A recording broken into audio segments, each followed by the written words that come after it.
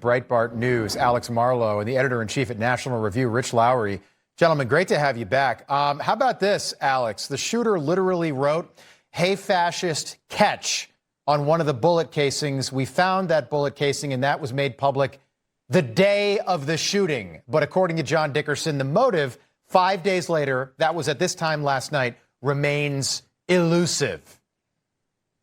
Yeah, Rob, we got the same tasting clips. I played the exact same one on my podcast today. And I said that we didn't even need any evidence to know the motivation. We knew this person was radicalized by the left-wing internet deep subculture that we've seen radicalize so many people over the past decade in this country, and increasingly so. That's where the demons are working on our young people, is on these deep web internet chats. You could have predicted that, obviously, from the start.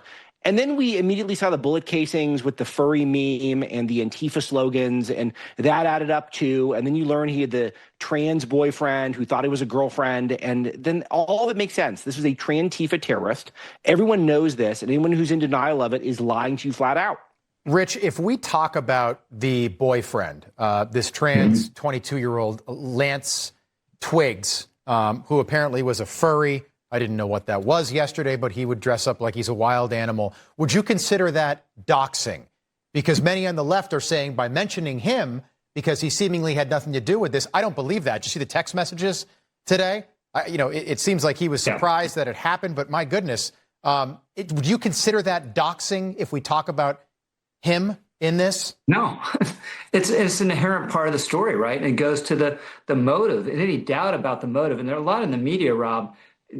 Tyler Robinson could give a nationwide address right now saying why he did it, and they would still say it's a mystery, right? If he said he was doing it for left-wing reasons. But any mystery was removed. The charging document says the mother said he became increasingly left over the last year. He got increasingly into gay rights and trans rights. And then you get these text messages that one reporter for ABC said were touching earlier today with his roommate, where he admits that he did this because he thought Charlie Kirk was a hater and he wanted to stop the hate. There's some hate you can't negotiate with. So it's obvious he did this for ideological reasons. It's obvious that he did this because he was radicalized. And a lot of the media and a lot of Democratic elected officials just don't want to admit it because it's so inconvenient. Yeah, great point. And I think so, Alex, I think there is this moment right now. So many in my audience, in our audience right now, are sick and tired of people on the right. We all do this.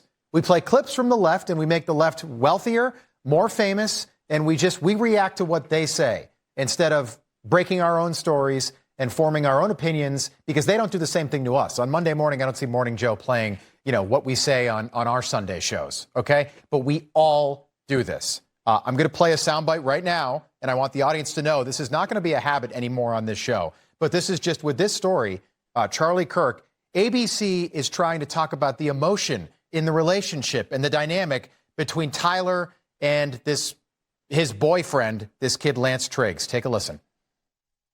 We have seen an alleged murder with such specific text messages about the alleged murder weapon, where it was hidden, how it was placed, what was on it, but also it was very touching in a way that I think many of us didn't expect. A very intimate portrait into this relationship between the suspect's roommate and the suspect himself, with him repeatedly calling his roommate, who is transitioning, calling him my love, and I want to protect you, my love. Okay.